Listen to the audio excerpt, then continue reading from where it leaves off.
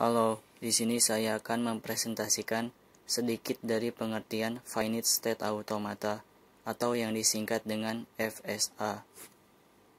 Sebelumnya, perkenalkan terlebih dahulu kelompok kami, yaitu yang pertama saya Rizky Ahmad Fauzi, yang kedua Hetty Royana Siregar, yang ketiga Abigail Kezia Zalba, dan keempat Brenda Zagita Kezia. Oke, mari mulai pembahasannya. Yang pertama, definisi FSA.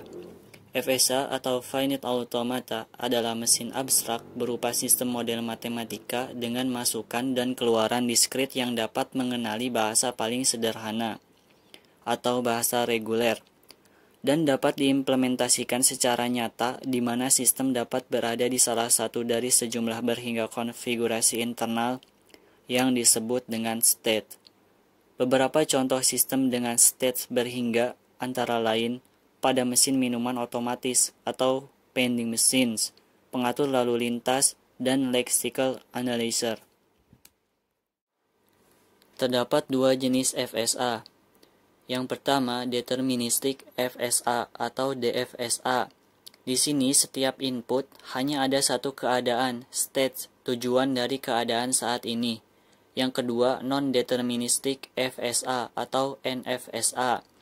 Di sini setiap input terdapat lebih dari satu keadaan tujuan dari keadaan saat ini.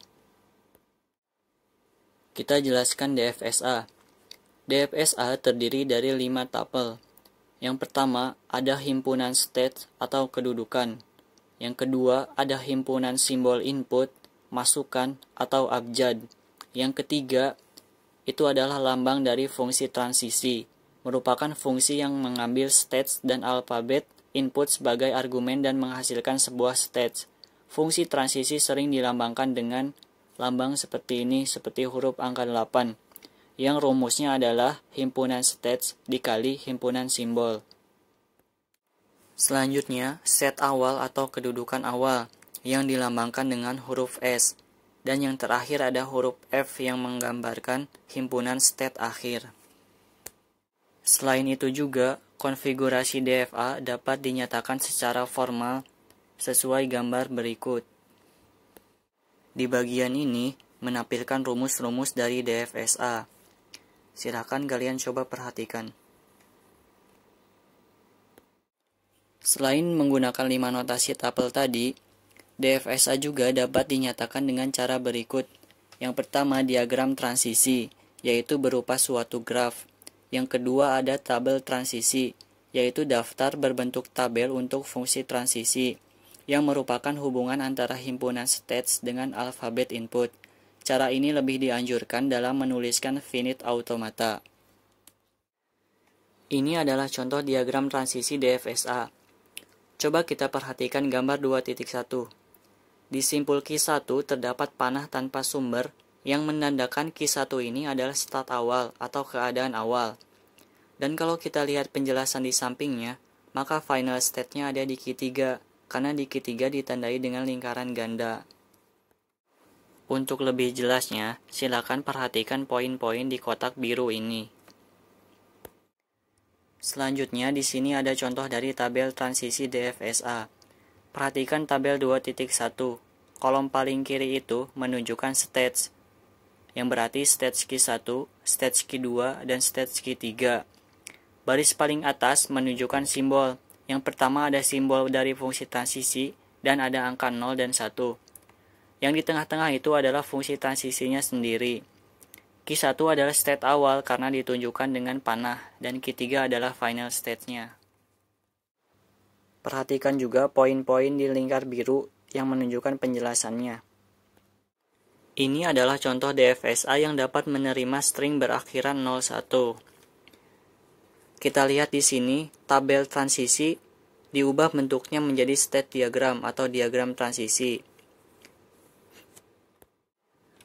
Perluasan fungsi transisi untuk string. Pertama, DFSA mendefinisikan bahasa sebagai himpunan semua string yang hasilnya dalam bentuk urutan transisi keadaan dari keadaan awal sampai keadaan final. Pembahasan selanjutnya di sini menampilkan poin-poin dari bahasa DFSA. Silakan diperhatikan.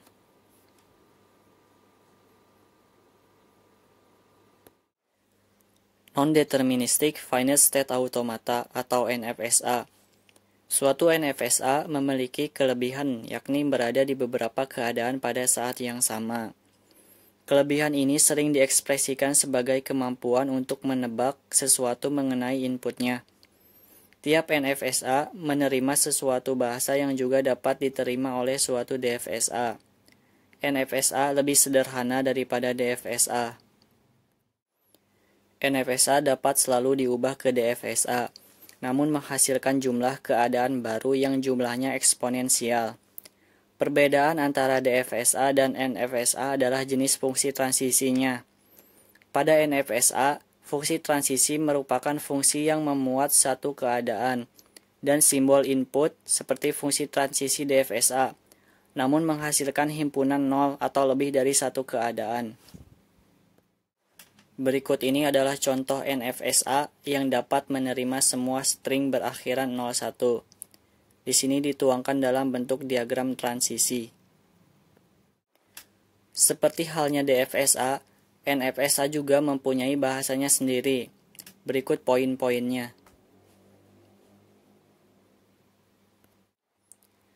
Ekivalensi antara DFSA dan NFSA.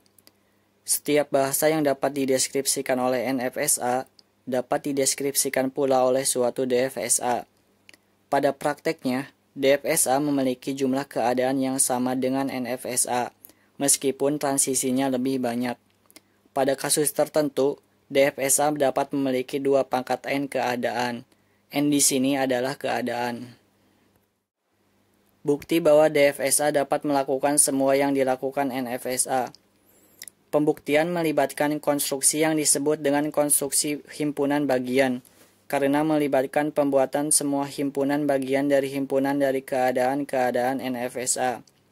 Ini adalah contohnya dari NFSA ke DFSA. Perhatikan. Konstruksi himpunan bagian. Ini adalah poin-poinnya. Silakan untuk diperhatikan. Di bagian terakhir presentasi ini, kami akan memperlihatkan contoh dari himpunan bagian. Ini adalah contoh pertama. Contoh lanjutan. Di slide kedua terakhir ini adalah contoh yang namanya diubah. Perhatikan tabel transisi 1 dan 2. Himpunan kosong di tabel kiri diubah namanya menjadi A. Begitu pula Q0, Q1, Q2, dan seterusnya itu diubah menjadi B, C, D, dan seterusnya, namun tetap pada penempatan yang sama. Itulah sedikit penjelasan tentang DFSA dan NFSA dari kami. Sekian dan terima kasih.